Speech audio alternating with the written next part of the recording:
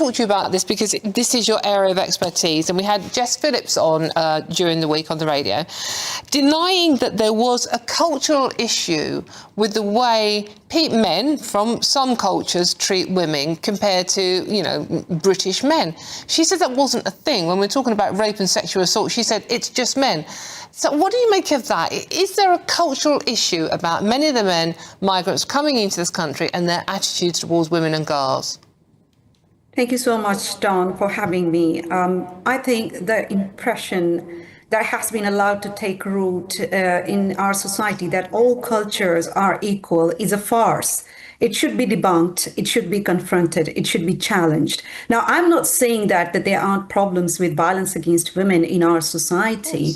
Rather, we as a society denounce misogyny and disapprove any justification for any form of violence against women. Nonetheless, some cultures are inherently misogynistic, with misogyny being valued and codified as the rule of law in these societies. And Afghanistan is one of those countries where violence against women has been socially and legally accepted as a norm.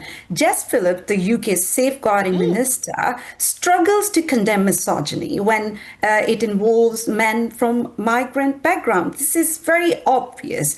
And it is the suggestion that has been put forward that all cultures are somehow misogynistic, which is again is a farce. The way she struggled to give a convincing answer to a legitimate question is reprehensible. Now let's put things into a context.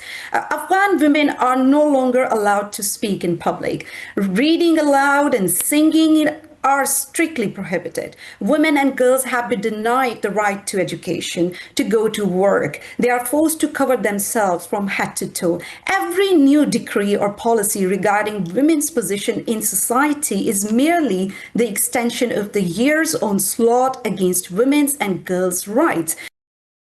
And those who defy such misogynistic laws and rules are subjected to unabated violence. Now, when I see the figures revealing that Afghan men are more than 20 times more likely to account for sexual offense convictions than British citizens, I don't find it shocking at all. I'm not implying that all Afghan men are somehow criminals, but there is a culture of misogyny that has been normalized in Afghan society, and people who are coming from that society, it is very obvious that they somehow don't see violence against women as a problem, as we in Britain see. And just for Jess Phillips to deny that misogyny does exist in certain cultures and does prevail unabated, it's reprehensible and appalling. Khadija, why do you think we do this? Why do you think Jess Phillips, as you say, she's a safeguarding Under-Secretary, safeguarding minister for women and girls.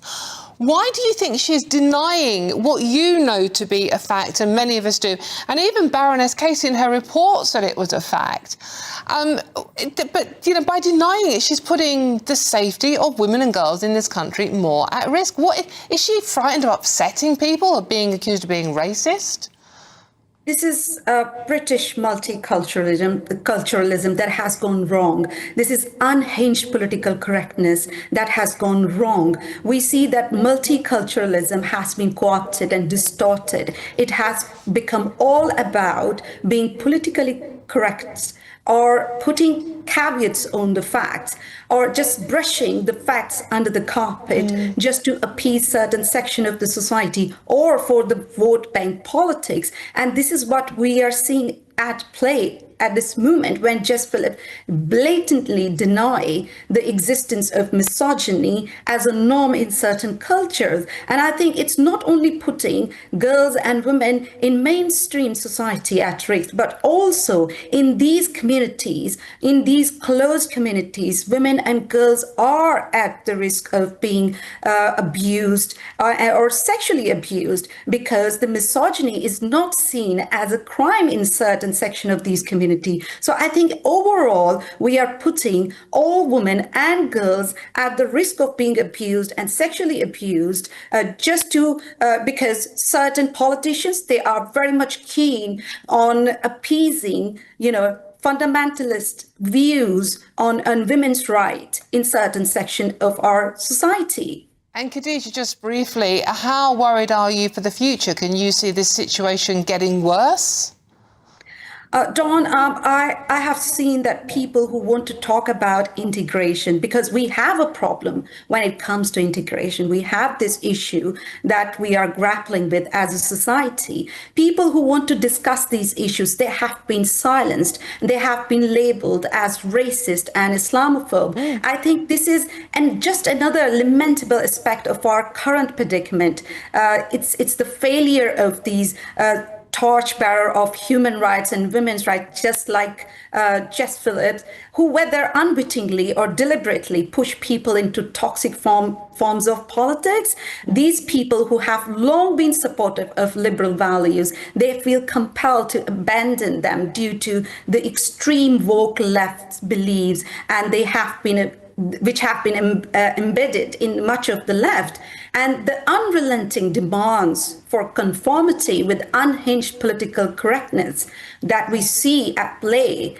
This has pushed people into corners of our society, into fringes, and that is worrisome, because Khadija, now we have put the issue of protecting women and girls aside, and all we are doing is the vote bank politics. Okay. Khadija, thank you so much, as always, for joining us. A very important voice on this subject. That is journalist and commentator Khadija Khan.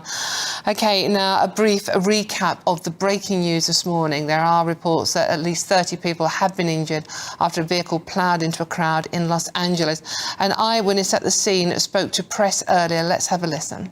I live over here and I heard the gunshot, looked out, saw the guy crash into me, ran over as soon as somebody could see. When I got over there was one assessed with a gunshot to the leg, not certain about the back of the head that was bleeding. A girl with an 8-inch gash into her leg. Another girl hit by a car, and the other girl was also hit by the car as well. Yeah, shocking scenes there. We will